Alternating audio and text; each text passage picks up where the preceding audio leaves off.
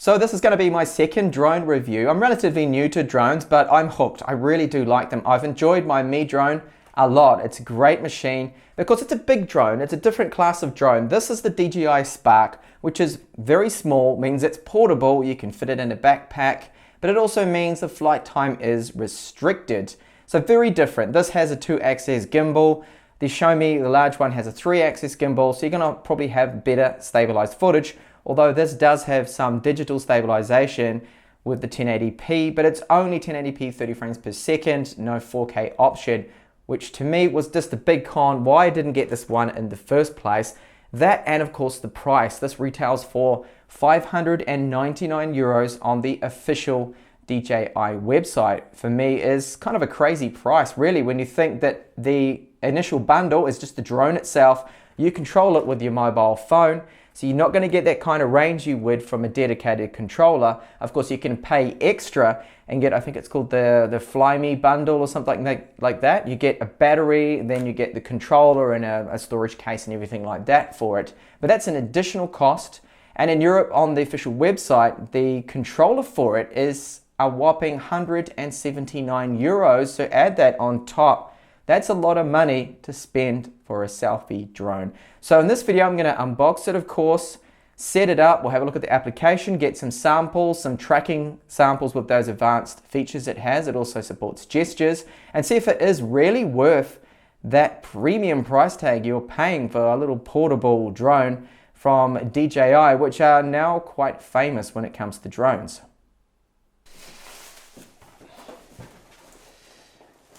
Okay, so well packaged up and still factory sealed, which is great.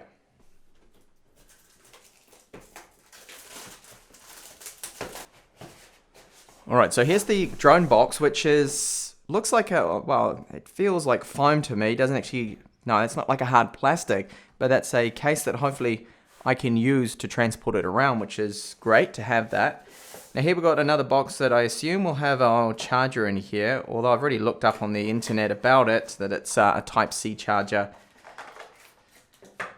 is the way you charge it up. So there's the cable, Type-C, and the charger there, which is rated to 12 volts, 1.5 amps, if you're looking for a replacement, but your mobile phone quick chargers should work on this just fine.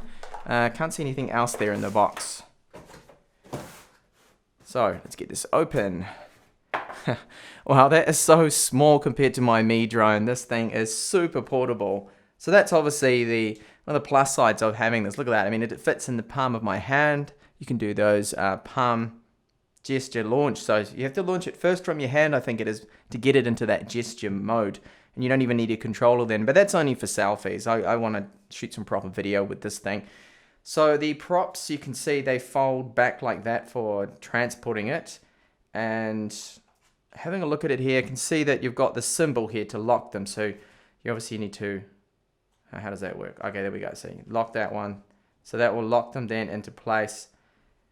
And that's what they're like when they're fully out. So along the front here, we've got sensors. This will be for our collision detection, so it avoids flying into a brick wall or something like that. It should hopefully stop itself with some sensors up here. That'll probably be using the camera too, or actually no, it probably wouldn't. And along the bottom, this little part here on the rear is the battery pack. We've got these 4 little rubber feet. Now these are the sensors here, I would say, for the palm launch, and of course the camera on the bottom there, so it can detect just how far away it is, probably for the auto landing modes and things like that, just like other drones that use that. Because this has built-in GPS. Build quality of it seems really good. It does not really feel that heavy at all. I mean, a little bit bulky and chunky, but very solid feeling. At least the frame and the supports there for each of the motors and the propeller there, that is made out of a very solid light plastic. So in the box, I don't know what this is. We've got some spare blades here. That's good. Oh, only one. No, 2. So 2 spare propellers there if we end up damaging those. Because as soon as you get some damage to them, you really do need to replace them straight away, because it will affect the performance, and also you could end up losing control of it or something like that. If they are really badly damaged, it's not going to perform as it should. And you'll see it's saying that you should charge the battery for the first time and activate it. And to power it on, you got to press once and then press again and hold for 2 seconds. So just under here is where you'll find your micro SD card slot, and then micro SD port, not Type C. I don't know where I got that from. I just thought it was Type C for some reason. So sadly, this is only a 2-axis gimbal. You can see it's got like little rubber supports inside there to take up some of the vibrations. It should take up pretty much everything, but this thing has a combination of both the digital stabilization and then the axis stabilization on there. So you've got these little plastic covers over the lens there just to stop it from getting scratched up in transit and in the factory when they're assembling everything. So these of course will need to come off. Leaving them on would be a bit of an error, especially probably that one at the top. It might affect the collision avoidance. And if you happen to buy that pack, that's the Fly More pack that includes the controller and the extra batteries, or you bought yourself extra batteries, then there's 2 clips either side. You just pull those back and the whole battery will just slide out. So even though I've got no battery really, only about like 25% out of the box, I've sparked it up. Sorry, I wanted to say that. And you have to go through the upper course to activate the drone first. And to connect up, it's via wireless direct. So behind the battery and even on the box, you'll find the wireless ID for it and then the password. And that's all you need. So you just got to connect that up. So now it's wireless direct mode. And here you go through the setup, which I'm going to call it just the Spark. And you can also there tweak your control mode for the virtual joysticks, which of course aren't as good as getting the proper controller. Your preference on units, which I've already done. Beginner mode is going to limit you to only 30 meters. Now I've flown a couple of drones already, so I feel confident enough that I'm going to disable that. And this drone has GPS and hover modes and all that stuff anyway, so it shouldn't be too much of a problem. Now advanced gesture control. It's quite funny that it says to keep your fingers away from the propellers and to make sure you use the propeller guards, but of course they don't include that guard in the box. An aircraft will automatically descend after 60 seconds when not connected to a remote controller, not tracking a target, or in palm control mode. Now this is also a very smart thing to do, is to upgrade the firmware. So make sure you do this of course before you fly it, because it will fix any bugs or glitches or anything like that. Just to note too that you probably can't hear it because I'm using a directional mic, but it's making quite a bit of noise, the drone, because it's got a built-in fan there to keep, I think, the processor and things cool inside. So a quick rundown of a few things in the app here. Now my battery life is only at 27%. It was actually at 40% before, but it has gone down quite a lot with the drone just sitting here. Probably just the wireless, the transmitting. There's a fan inside there, of course, keeping everything cool. So here's your controls, of course, for flying. Won't push anything there because I don't want to actually take off right now in the studio. So flying modes, we have the normal flying mode, quick shot, active track, which I will test out, tap to fly, so you use the map waypoints. Tripod mode is, I think, handy for indoors. It's basically tries to keep it real steady to get photos. And then gesture control, which I'm not too sure I will go into, at least not in this video. I might test it out. So with the camera settings, you can swap over here into the camera mode. Of course, I've got no micro SD card in it at the moment. And the settings we have, there's the camera mode settings, so you can adjust the ISO, the shutter rate, and exposure.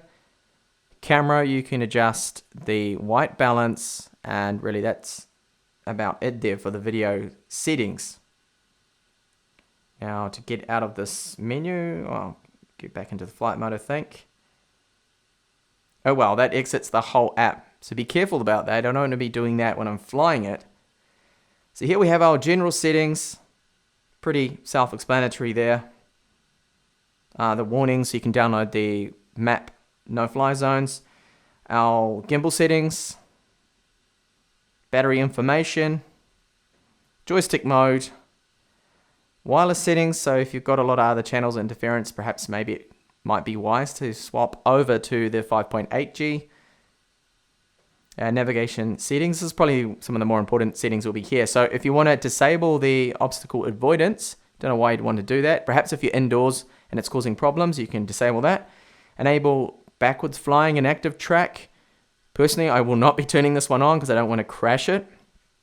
And advanced gesture control. So those gestures, you know, the palm launch one, you can hold your hand out, move it around, things like that. And now we have some more important settings here too with the home point settings. This one is important because if you are getting it to track you and the battery's getting low, you don't want it to return to where you started from the home point. So I would set that to this one, which is going to be your actual mobile device. So it'll find out where you are and go back to where you are and not where you started from. Return to home current altitude.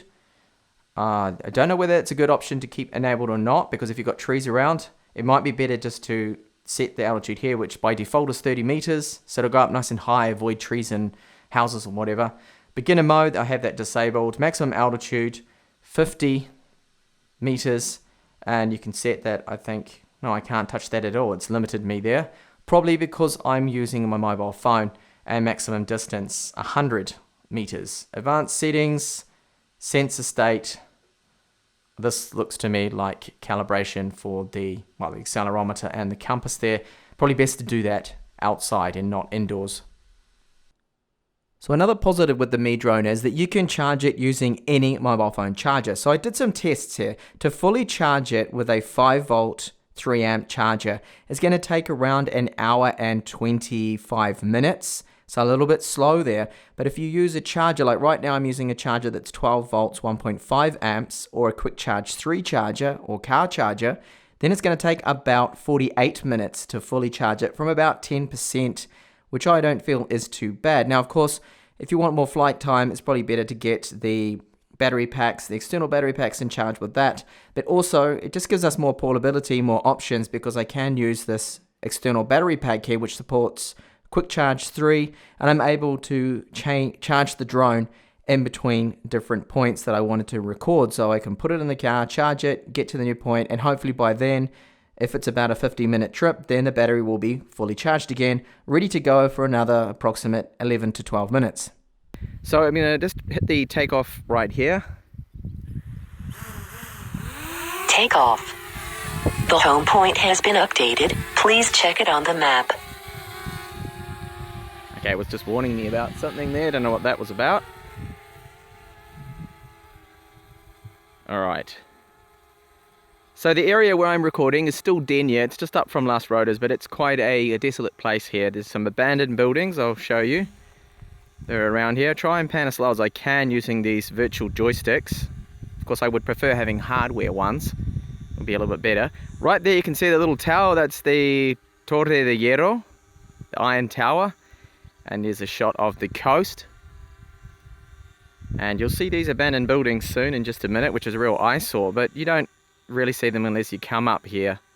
Apparently they didn't have planning permission when they were built in the late 80s, early 90s or something. So they're just abandoned there, which is a real shame. I'll get a closer look at them here. Now the drone's still quite noisy. Any quadcopter is really. Not as noisy as my big Mi drone, the 4K version. So poor radio channel quality, that's not what I want to see. Perhaps I need to change that. So just do a quick little pan around here. Try and make it as slow as possible. Nice day for it though. There's just a light breeze today. Yesterday it was really far too windy.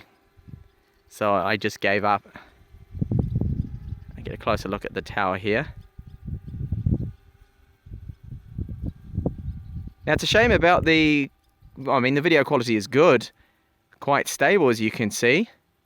It's just a shame that we don't have 4K. That would have been really good to have. So that's full steam ahead, and I'm only doing about 10K. Maximum flight distance reached. Okay, that's why I've reached the maximum distance that it's going to permit here. So it's a good shot there of the tower. Now, in order to control the gimbal, I've got to go into this different mode here, and I'm just trying to tweak it down a little bit. Sorry, that's not very smooth. So that is at least a good shot of the tower there.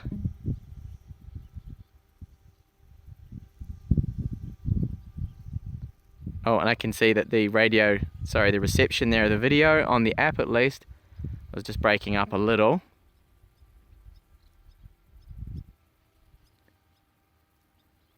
Nice shot along the coast here. And I'll turn it right around, so I'll give you a shot of where I am. and then the mountain in the background. So you can see those terraces everywhere. They're a couple of 100 years old. They used to have raisins along here, used to be very big. There's a trail that I go mountain biking down just along here, and I'm somewhere down here, but I have to move the gimbal down a little. There you go, now you can see me, hopefully. Yep, waving there. I can see it's getting blown around a little bit by the wind. There must be a bit of a breeze up there.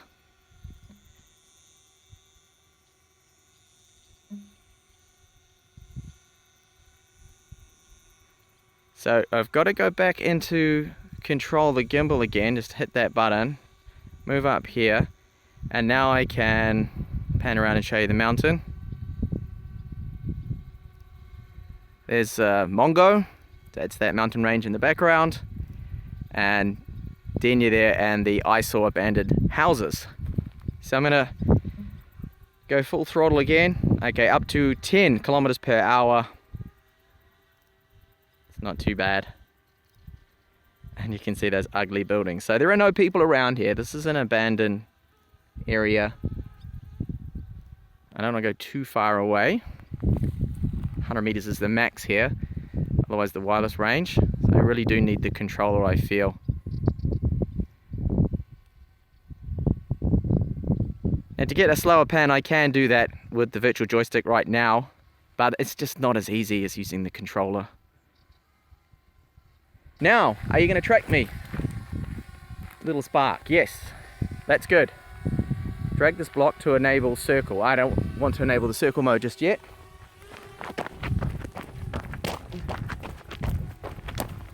Hopefully it avoids the tree, which it does.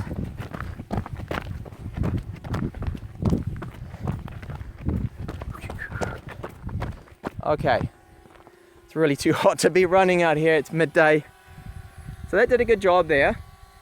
Now I don't think it's going to actually track me when I go, is it? When I head towards it? No, because I don't have the backwards tracking enabled. So that's why there. Let's do another test. So you can control, at least in the track mode. No, you can't actually. I can't move the gimbal up. So I drag this to circle me a little. But okay, so that's doing that okay. Actually, I want a little bit more altitude drone. There's some bushes over there that's getting a little bit close to, so I'm gonna have to stop that. Okay, so I'm gonna try out now the waypoint mode. We'll get out of this. Cancel that. So you click back onto the intelligent modes here. So tap to fly. So I want it to fly just where I am, just down here. See how it handles that. This way. Yep, and that's working fine. So if I want to fly over this way here,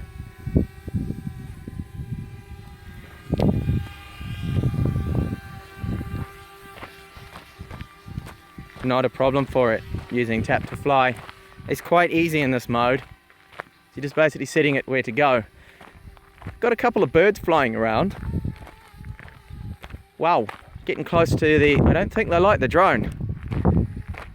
I hope they stay away from it. I can see why people will go for the controller instead of using your mobile phone. It's just not as nice. So bring it around, just go forward a little, because I'm in the shot again.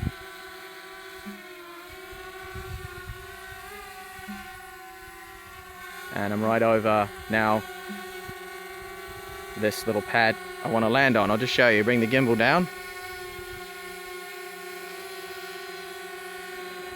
And get it to land on my hand now. Landing. Landing. Land on my hand.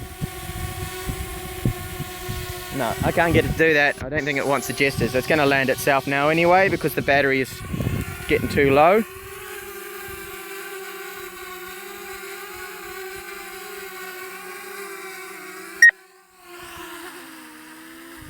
Okay, there we go. So, successful first flight. And again, apologies for the scenery, not as nice as my Mi drone for video. So when you're flying the Spark, you really do need perfect conditions Right now, as you can see, it's very windy and the little drone is struggling to keep itself in the same position. I'm not going to risk flying out in these kind of conditions here. You can see it is all over the place because of the wind. So overall, I feel this is a great little drone. It's better than what I expected, really. I thought that, you know, I don't really know what I was thinking. I thought that it might not be that good, that it might not fit my needs and things. But where it does fit my needs is the portability of this. It's just so small, as you can see. And then we've got that light case that we can put it in. So very easy to put in a backpack and head off with the drone. You've got your mobile phone on you. You don't even need to worry about having a charger because I can use my quick charge 3 chargers that I have at home. I've even got a car charger as well that allows me to charge this in around about 50 minutes, which isn't too bad, I feel. Now the flight time is disappointing. You're only getting around 11, 12 minutes maximum. It all depends on how often you just let it sit there and hover getting the footage. And really, I feel that's not enough. They claim 16 minutes. And like all manufacturers, it always seems to be less than what they claim, just like battery life. So you have to be in, I feel, perfect test conditions or just indoors with no wind whatsoever, just hovering to get the 16 minutes. But in real life, yeah.